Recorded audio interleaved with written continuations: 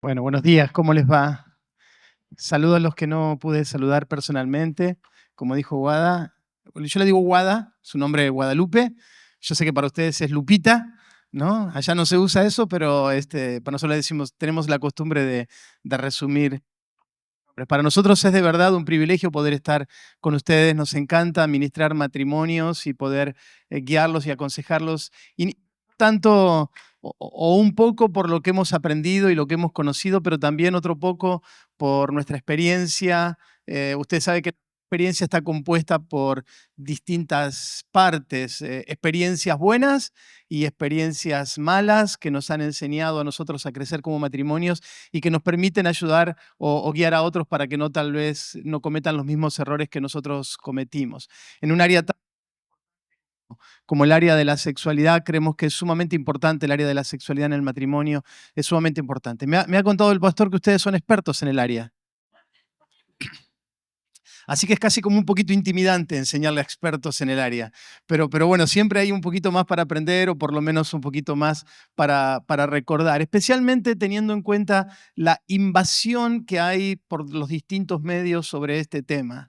No, nosotros decimos, venimos a la iglesia y aprendemos, pero estamos todo el tiempo invadidos sobre cuestiones que tienen que ver con el sexo, por imágenes, por palabras, por comentarios, por publicidades, por lo que fuera, por compañeros de trabajo, por vecinos, por amigos, que es un tema que es vigente y que todo el tiempo se habla, y también esas cosas nos enseñan, y si no tenemos cuidado pueden influenciar nuestra vida, así que nosotros creemos que siempre hay que aprender y seguir creciendo, o por lo menos reafirmar aquellas cuestiones que son las básicas en el tema para nuestras vidas. La palabra de Dios habla mucho acerca del sexo.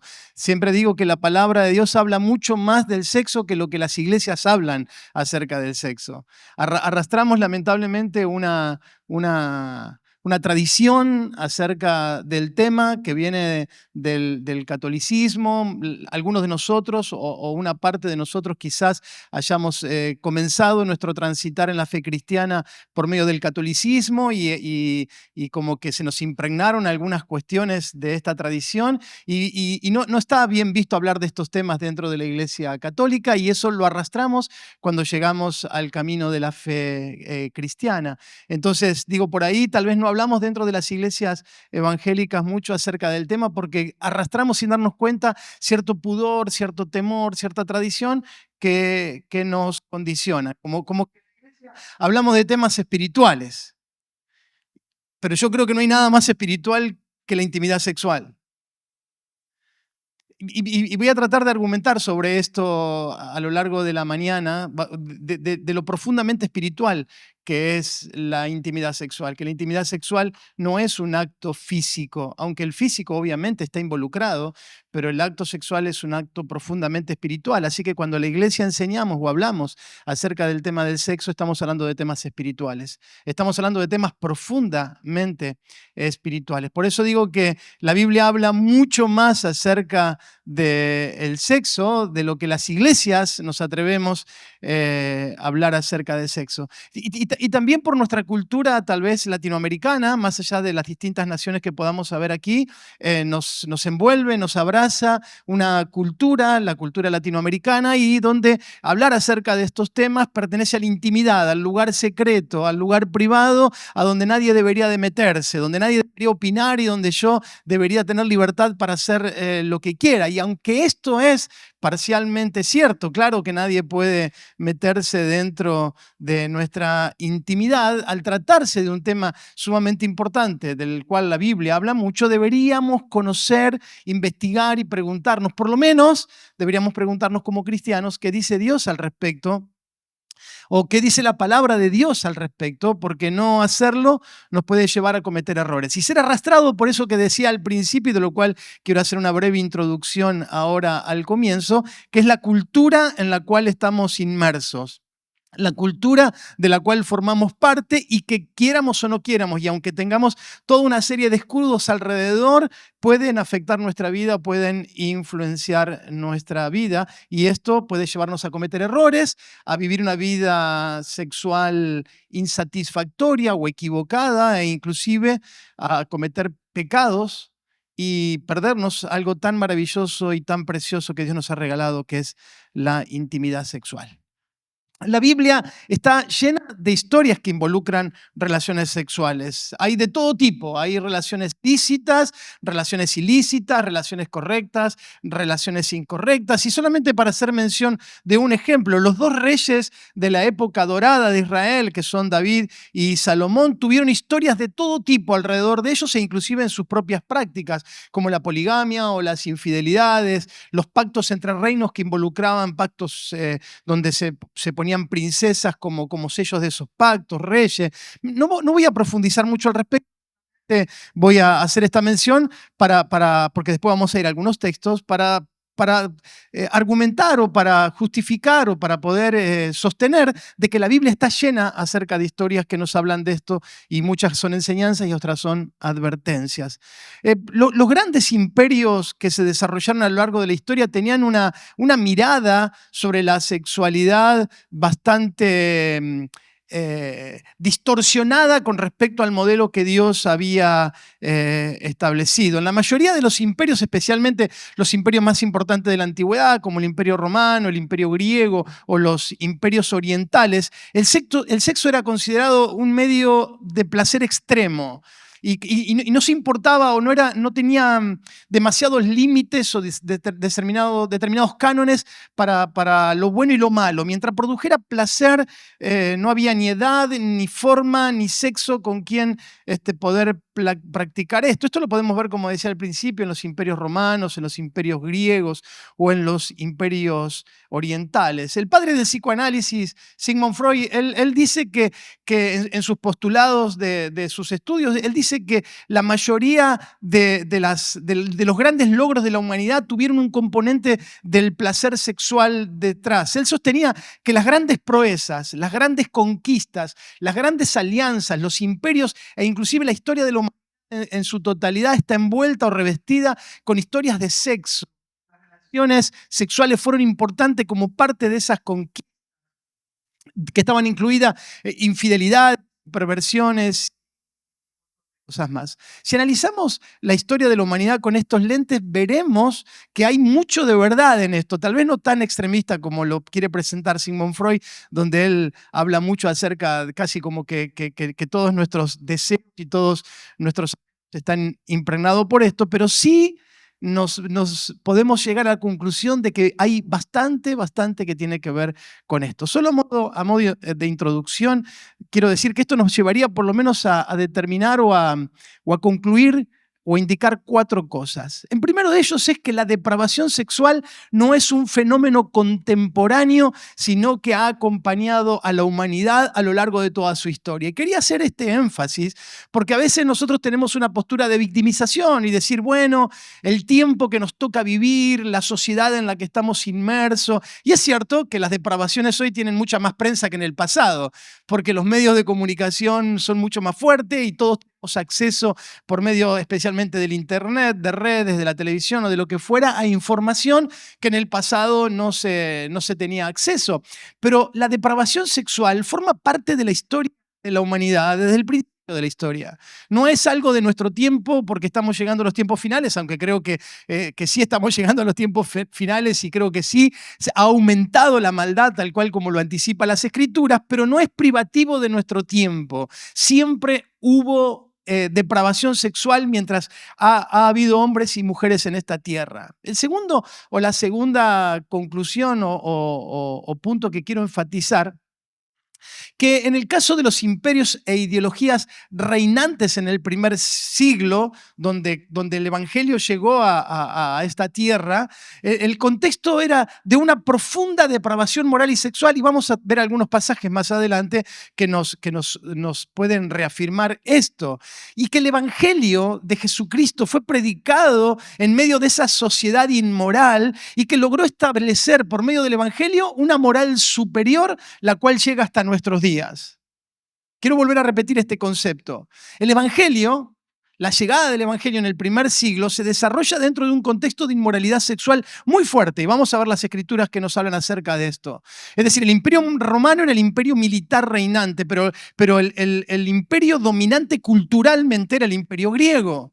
Y todo del imperio del guerrero y del pensante y del sensual había traído una realidad en el primer siglo inmoralmente muy perversa. En medio de esa perversidad, el evangelio se comienza a predicar y comienza a desarrollarse y comienza a transformar no solamente la parte religiosa, y vuelvo a jugar un poquito con estos dos conceptos de espiritualidad y cultura. Es decir, no solamente transforma la parte religiosa llevando a la gente a creer en el Dios verdadero, sino que transforma sus hábitos sociales y sus hábitos sexuales, trayendo purificación a aquellas cosas que para ellos eran normales.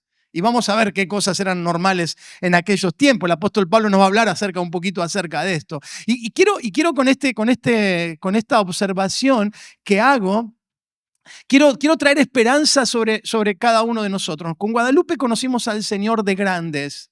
No tuvimos la dicha que tal vez hayan tenido algunos de ustedes de conocer al Señor de pequeños. Nosotros tuvimos un noviazgo sin Cristo y conocimos al Señor cuando nos estábamos por casar.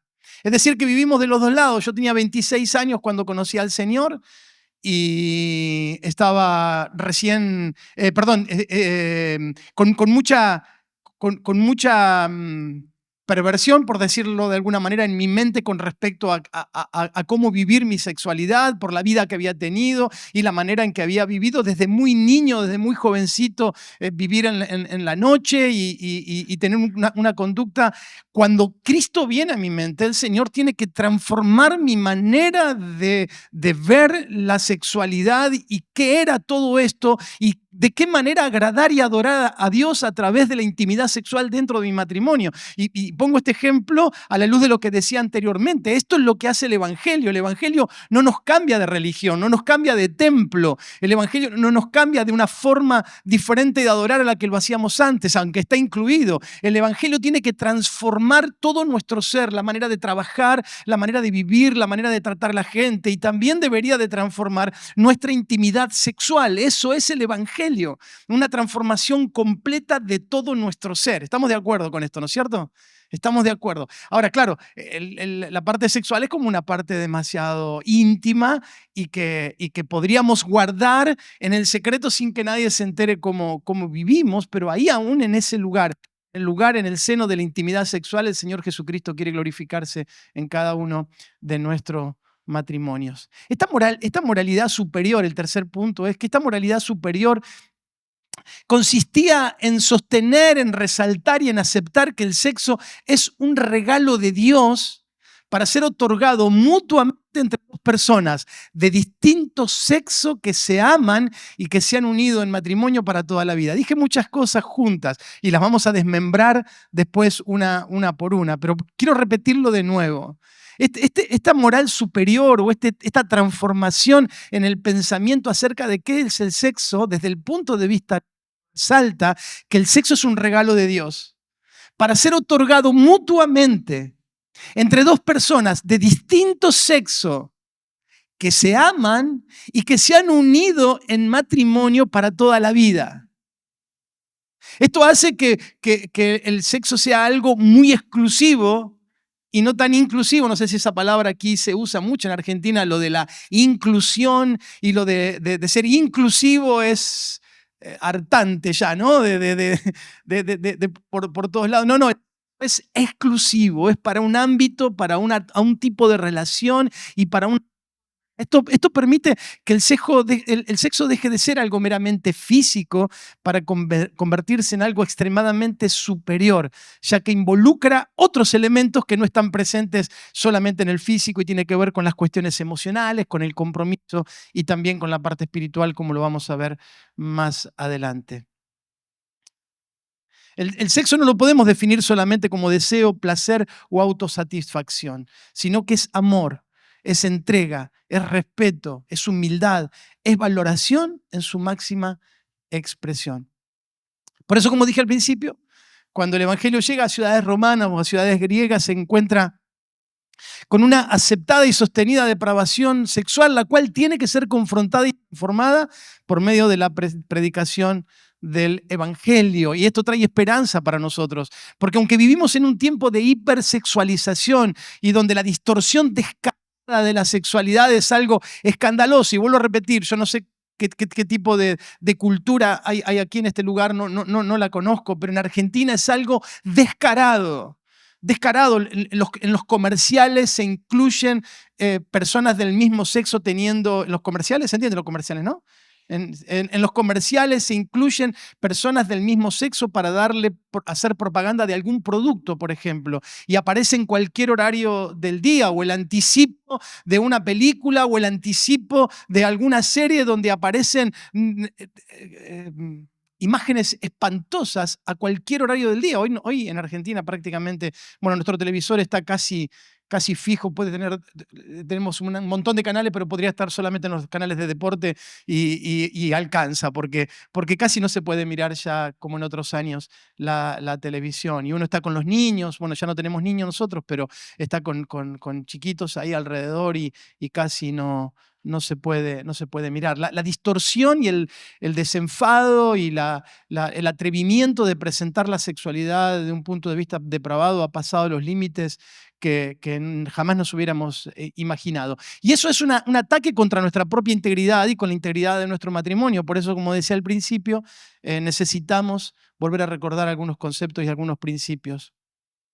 Como hemos visto, este aumento de la hipersexualización en nuestra sociedad no es algo reciente, aunque estuvo presente a lo largo de toda la historia, como dije recién, se ha acentuado mucho en las últimas décadas. Se ha acentuado mucho esto de poder presentarlo, aunque siempre estuvo presente, pero de normalizarlo, de hacerlo como algo que todo el mundo lo hace, presentarlo casi como algo como esto, ¿no?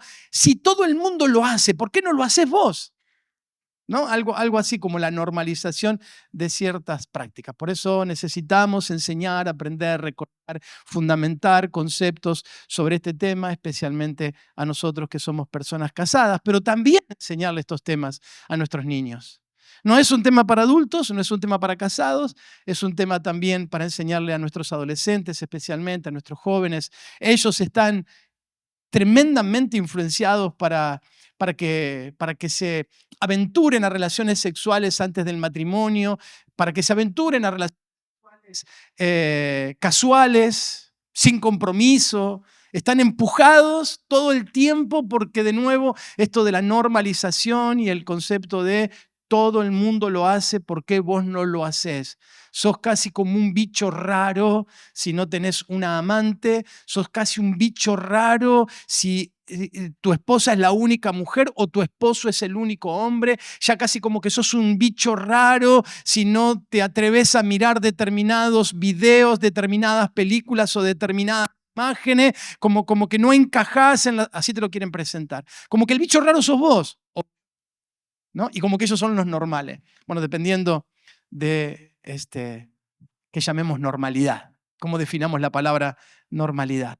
Hay un teólogo en Argentina, bautista él, se llama Pablo Deiros, con Luis seguramente lo recordará cuando leímos algunos de sus libros en el CETECA. Él tiene una congregación muy bonita, muy próspera en Buenos Aires, en Argentina, la Iglesia Bautista del Centro, la primera iglesia bautista de la ciudad de Buenos Aires. Y él le dijo a su congregación en cierta oportunidad, en un taller como esto, él dijo, en muchos sentidos, la salud de los matrimonios de la iglesia y en consecuencia la salud de la iglesia en su conjunto dependerá de la salud de la vida sexual de los matrimonios que la componen. La salud de los matrimonios de la iglesia y en consecuencia la salud de la iglesia en su conjunto dependerá en muchos sentidos de la salud de la vida sexual de los matrimonios. Como dije al principio, el tema sexualidad, en algunas iglesias, me contó Luis, de que ustedes, como dije al principio, han recibido varias enseñanzas y por lo menos los coloca en un lugar donde no muchas iglesias están. Hay iglesias que jamás se toca este tema. Es un tema que tiene que resolver cada matrimonio en la intimidad y temas donde la iglesia no debería de meterse. Bueno, esa es la línea general, es así que el hecho de que ustedes reciban enseñanzas sobre el tema los hace que son una iglesia privilegiada sí, privilegiada, porque lamentablemente la falta de enseñanza sobre este tema ha hecho que generaciones de cristianos crecieran en la ignorancia, en el error, mujeres y hombres sufriendo las consecuencias del mal aprendizaje o sintiéndose culpables o sufriendo sus matrimonios por falta de enseñanza, cuando en realidad Dios lo ha dado para que lo disfrutemos plenamente dentro del marco de la santidad del matrimonio que Dios desea. Hace algunos años nosotros, como decía el pastor Luis, hace algunos años nosotros habitualmente enseñamos sobre temas de matrimonio, dentro de los cuales obviamente incluimos esto. Hace algunos años tuvimos una cena de matrimonios y me tocó compartir y hablé acerca del tema. Algunos hermanos habían invitado visitas para que vinieran, como creo que hay en esta mañana. No, hay alguien que estaba de visita en este lugar, que no. Bueno, bienvenidos, qué lindo que hayan aceptado la invitación. Nosotros habíamos invitado a algunas personas que no son habituales de llegar a la iglesia, y al finalizar la charla, después de hablar de temas como este, de intimidad sexual, la gente que estaba de visita en la iglesia le dijo a quienes les habían invitado: yo no sabía que en la iglesia también se hablaban estos temas. Como que, no, en la iglesia el Señor escucha que estamos hablando de esto. ¿No? Como que no se deberían hablar de estas cosas, pero como el sexo es un regalo de Dios y es algo maravilloso, entonces debemos de hablar de estas cosas y aprender a hacerlo como Dios así lo ha estipulado. Amén. Bueno, en esta charla voy a tratar de abordar en líneas generales algunos principios que enseña la palabra de Dios que nos ayuden a poder tener una vida sexual plena. Yo quiero que leamos dos textos bíblicos. Pueden con paciencia buscar sus Biblias si la tienen. Y si no, no se hagan problema que yo voy a...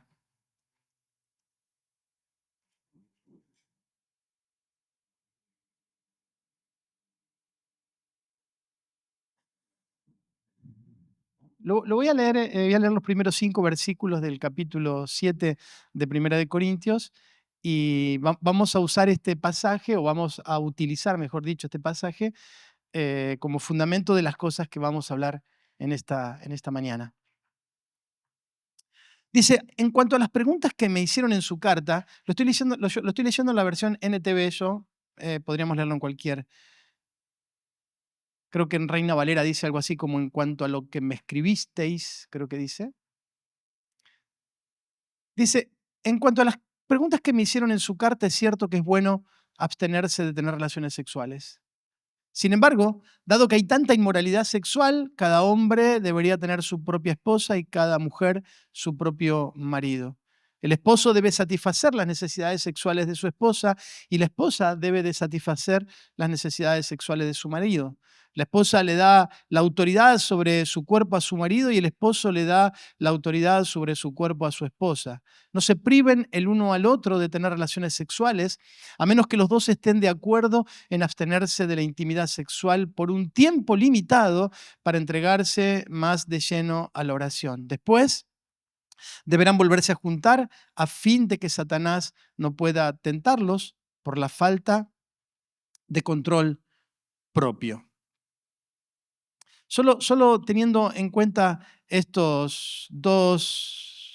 pasaje, estos 5 versículos, y sin ánimo de meterme ni en temas exegéticos profundos ni nada por el estilo, quiero darle un poquito de contexto a lo que viene hablando. Para entender bien el capítulo 7 hay que entender el capítulo 6, que es donde el apóstol Pablo viene corrigiendo algunos errores con respecto a las prácticas sexuales que tenían los corintios, y él va a decir o va a corregir algunos de estos errores. Los corintios sostenían que lo espiritual y lo carnal eran dos aspectos sin conexión, que tenían independencia, que podían tener una vida sexual depravada y una vida espiritual fluida, y que no se afectaban mutuamente, que el cuerpo y el espíritu no tenían conexión. ¿Sí? ¿Está bien? Es como para ponerlo en términos prácticos, es como el cristiano que cree que es cristiano en la iglesia y que en la iglesia canta y levanta sus manos y adora al Señor, y que después cuando se va a su casa o cuando se va al trabajo se convierte en otra cosa. Entonces, que puede tener una vida dual o una vida dividida en dos partes. Una parte es la parte cuando está en un contexto cristiano, cuando está en la iglesia, cuando está con hermanos, que sabe que tiene que utilizar un determinado tipo de lenguaje, un determinado tipo de palabras, que tiene que utilizar determinados valores. ¿Sí? Ese es el Marcelo de la iglesia. Pero después Marcelo, cuando se va a su casa, se convierte en otra cosa diferente. Y esto produce una dualidad, ¿no? Comienza a hablarle mal a sus hijos, a decir palabrotas, a maltratar a su esposa, va al trabajo y se junta con sus amigos que no son creyentes, compañeros, y entonces con sus compañeros habla temas perversos y dice palabrotas y se comporta de una manera inadecuada. Esto habla de una dualidad en el comportamiento. Los corintios sostenían esta dualidad en cuanto a las prácticas sexuales. Ellos decían, la espiritualidad y el cuerpo son dos cosas separadas. Yo puedo ser espiritualmente correcto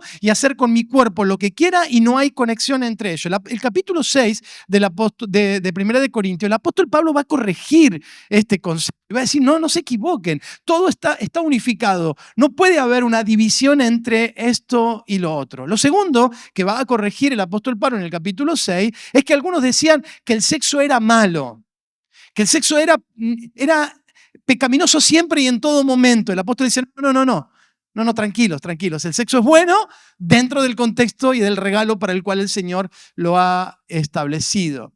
Esto de la dualidad de la conducta en los corintios era de tal manera que inclusive había templos con prostitutas, sacerdotisas sagradas, donde los hombres iban a tener relaciones sexuales para poder tener un mayor acercamiento a su deidad. O sea, imagínense el grado de depravación en el cual el evangelio es establecido en la ciudad de Corintio. El apóstol Pablo les recuerda a los creyentes, la carta de los primeros de Corintios es a la iglesia de Corintio, les recuerda que el templo del cristiano es su propio cuerpo. Y les va a recordar que ustedes son templo del Espíritu Santo y por lo tanto también deberían adorar al Señor con todo lo que hacen con su cuerpo. Y de esto vamos a hablar un poquito más adelante. Ellos tenían que entender que su cuerpo no era de ellos y que no podían hacer con su cuerpo lo que a ellos se les ocurriera, especialmente en cuanto a la sexualidad. Y en el capítulo 6, en el versículo 12, en este contexto vamos a encontrar un pasaje que es muy conocido por todos. Nosotros, no todas las cosas me convienen. No todas las cosas están bien. No todo está bien porque todo el mundo lo haga o porque todo el mundo lo diga o porque se presente con tanta naturalidad. El apóstol Pablo va a decir, no todo es correcto. No todo está bien. Porque dice el texto en el versículo 13 del capítulo 6 de que el cuerpo no es para la fornicación, sino que el cuerpo es para el Señor. Así que algunos fundamentos que establece en el capítulo 6 de Primera de Corintios para introducirse en el capítulo 7 son los siguientes. Primero, que los cuerpos de los creyentes, una vez redimidos, son miembros de Cristo, son parte del Señor, son para el Señor.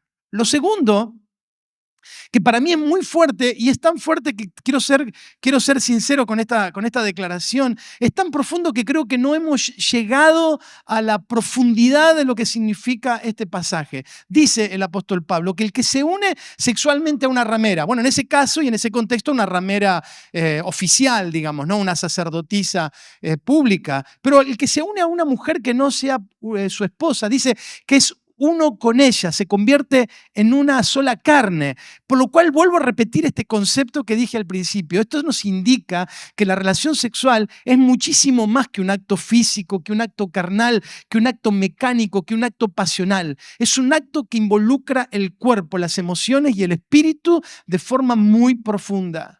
Y quiero ilustrarlo esto a través de nuestra propia experiencia. La zona en la cual nosotros estamos sirviendo, Guadalupe contó un poquito, se llama Merlo San Luis, es una zona montañosa, es el comienzo de un valle Pero nosotros estamos, la ciudad esta pequeña, una ciudad pequeña de poco más de 30.000 habitantes, está ubicado en la falda de la montaña. Y como ocurre en la mayoría de nuestras culturas, hay mucho chamanismo. ¿Se entiende chamanismo, no? ¿Sí? Prácticas indígenas, indigenismo, hay mucha brujería. Y sumado a esto, la cercanía que tenemos nosotros con Brasil, se han acercado o hay mucha influencia también de religiones afrobrasileras. O sea que es un merengue que ustedes no se imaginan. Pero algo que hemos tenido que lidiar con situaciones espirituales muy fuertes, hemos tenido que aprender cosas que no hemos aprendido en el seminario y tuvimos que aprenderlas en la práctica, que será tema para otra vez que me inviten, pero si nos invitan. Pero sí me llamó mucho la atención esto a medida que uno fue introduciéndose en las prácticas que estos brujos, estos sacerdotes del diablo hacen. Una de las maneras en la cual ellos sellan su pacto con los que van a ser sus discípulos o los que van a ser sus seguidores o los que van a ser sus colaboradores más cercanos es a través de una relación sexual. Los PAE o los líderes del chamanismo o de las religiones afrobrasileras tienen relaciones sexuales con las discípulas con el propósito de ligarlas no solamente físicamente, sino ligarlas espiritualmente. Vuelvo a repetir que soy un desconocedor del tema, solamente hablo de lo que he visto y lo que he tenido que aconsejar en mi pastorado en aquel lugar. Y lo mismo ocurre con las MAE, que son las sacerdotisas. Ellas establecen los pactos con sus seguidores a través de mantener relaciones sexuales, porque sostienen que la atadura espiritual que se genera con la persona va mucho más allá del acto sexual que se está practicando, sino que como que el pacto se sella a través de esta relación sexual. Vuelvo a repetir, el texto que aparece en 1 Corintios capítulo 6, donde dice que el que se une a una prostituta es una sola carne con ella, claro que hace referencia al libro de Génesis, claro que hace referencia a la relación sexual propiamente dicha, pero creo yo, y esto es algo de lo que yo me hago cargo, que es algo mucho más profundo de lo que tal vez nosotros nos imaginemos. La ligadura espiritual que se produce con la persona es tan poderosa que como que el corazón de la persona queda ligado. Por eso nos advierte la palabra de Dios acerca de las relaciones sin compromiso. Nos advierte la palabra de Dios acerca del adulterio. Nos advierte la palabra de Dios acerca del pecado de la fornicación. Nos dice no lo hagan, no lo cometan porque no van a involucrar su cuerpo solamente, sino que van a involucrar su espíritu, van a involucrar su corazón, van a involucrar sus emociones, van a involucrar la vida entera por un ratito de placer. Por eso el apóstol Pablo en el capítulo 6 dice, huyan, corran, escapen, no se queden en la fornicación, porque es un pecado grave, porque el que fornica peca contra su propio cuerpo. Y algunos elementos más que va a decir hablando acerca del Espíritu Santo habitando en la vida del creyente. Dice, el creyente es templo del Espíritu Santo. Y va a decir varias cosas con respecto. Dice, está en vosotros. El Espíritu Santo de Dios está en nosotros. ¿Estamos bien con esto? Estamos seguros. A veces no es algo tan palpable, no es algo que podemos decir, yo me pongo a conversar ahí, qué sé yo. No es algo tan tangible, pero el Espíritu Santo de Dios está en nosotros, produciendo la santificación, dándonos ánimo, la transformación de nuestra vida, como ha ocurrido en todos ustedes, es obra del Espíritu Santo que está en nosotros. Dice que este Espíritu viene de Dios, ha sido dado por Dios. Dice, al Espíritu que tienen de parte de Dios. Dios lo ha dado. Así que ya no son vuestros, sino que ahora son del Señor, porque fueron comprados por precio. Y Pedro nos recuerda que este precio es la sangre de nuestro Señor Jesucristo. Por lo tanto, glorifiquen a Dios por medio de sus cuerpos, por medio de su espíritu, por medio de sus vidas, por medio de su sexualidad. Así que ahí, con esta introducción, vamos a tratar de meternos en el tema de 1 Corintios 15. ¿Hasta qué hora dijo el pastor? ¿10? ¿10? Ok, perfecto.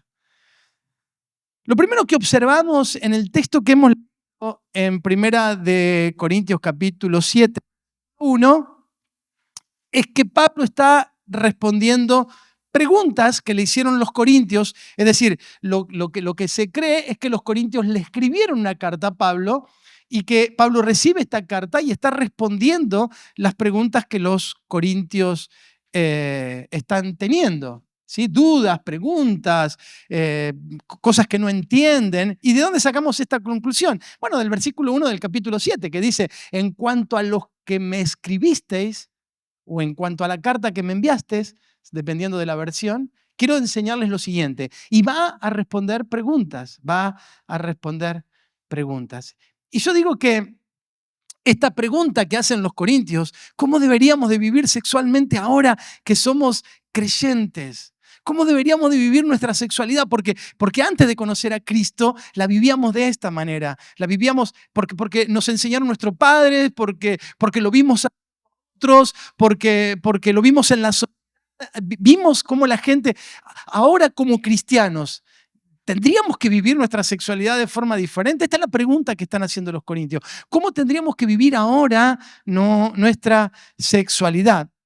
Y creo yo que esta pregunta es una pregunta que todo cristiano debería hacerse, especialmente si no viene de una familia cristiana o entiende de que no ha aprendido acerca del tema. ¿Cómo debería yo de vivir mi sexualidad ahora que soy hijo de Dios? Creo que es una pregunta sumamente importante que todos los cristianos deberíamos hacerlo, porque existe una diferencia abismal, hermano, entre el concepto y los principios de la palabra de Dios y la vida sexual que practican los incrédulos o los no creyentes. Hay un abismo de diferencia entre la pureza de la sexualidad de un creyente y la manera en la cual vive su sexualidad un incrédulo.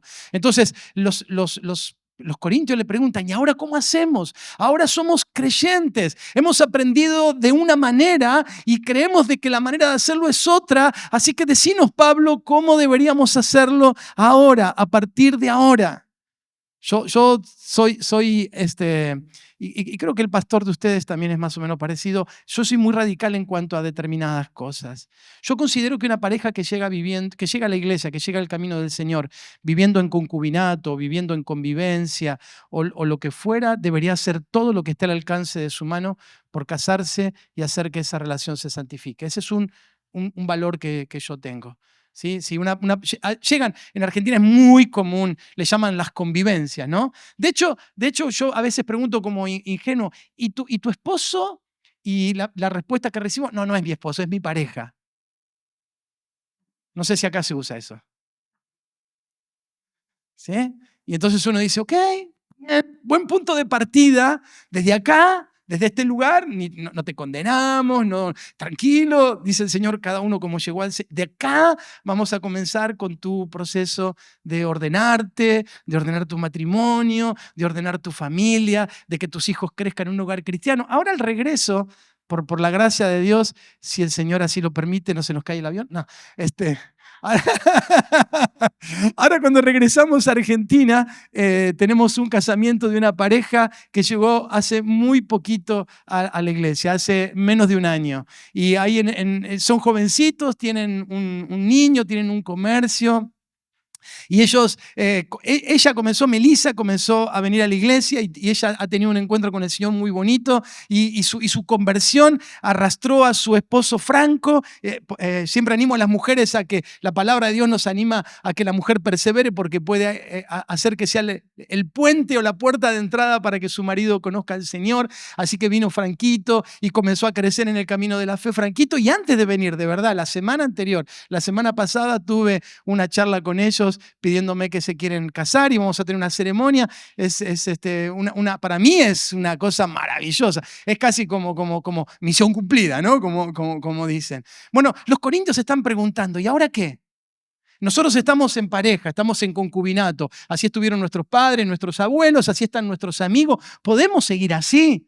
Y el apóstol Pablo le va a responder la pregunta: ¿cómo se santifica un matrimonio? ¿Y cuál es la expectativa de Dios con respecto a un matrimonio? O, por ejemplo, estoy pensando en cuestiones que pasan en Argentina y que me han pasado como pastor. Novios que llegan a la iglesia o que están dentro de la iglesia y que tienen una vida sexual activa de fornicación. ¿Cómo deberíamos de vivir nuestra sexualidad como novios cristianos? ¿Cómo debería ser nuestra intimidad o nuestra manera de acercarnos íntimamente para mejor expresado, cuando todavía no estamos casados. Estamos queriéndonos casar, algún día nos vamos a casar, pero ¿cómo deberíamos vivir nuestra intimidad? Si tenemos relaciones sexuales antes del matrimonio, estamos pecando, pero nos amamos y queremos casarnos de acá a un tiempo. ¿Podemos tener relaciones sexuales antes de casarnos? Son preguntas que los corintios se están haciendo.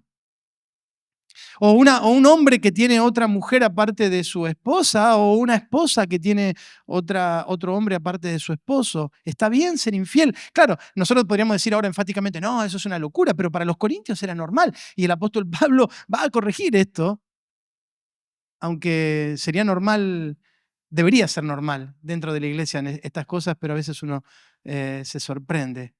O un hombre o una mujer que está atrapado en pornografía.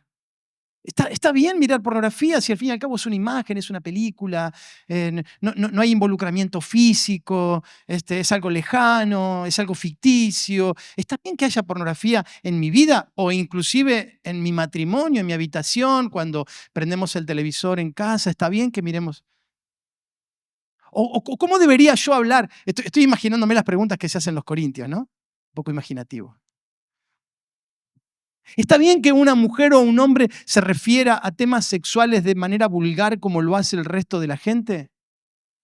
Que hace chistes sobre inmoralidades, que comparte videos subidos de tonos en sus redes sociales con sus amigos, total son los amigotes, y mirá que nosotros decimos que piola, pero yo sé que esa palabra no se entiende, sería qué buena onda, ¿sí? ¿Está bien? ¿Sí? Mirá qué buena onda este video, y es un video, Dios santo, pero como quiero quedar bien con mis amigotes, con mis amigotas, entonces le mando el video porque es simpático.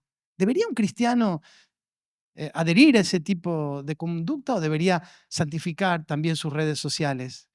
Podríamos mencionar mil cosas más, porque como dije al principio, los temas sexuales están tan impregnando tanto nuestra vida y nuestra sexualidad que a veces es difícil poder distinguir todo lo que hay alrededor. Pero bueno, solamente el apóstol Pablo les va a decir a esta sociedad criada en la inmoralidad sexual, envueltos en la perversidad, les va a decir cómo tenemos que vivir ahora que somos creyentes nuestra sexualidad. Y para esto el apóstol Pablo le va a dar varias respuestas que vamos a ver a partir del versículo 12 en adelante, pero creo que ahora vamos a tener una pausa mejor, así podemos tomar un cafecito y continuamos con la segunda parte. ¿Les parece?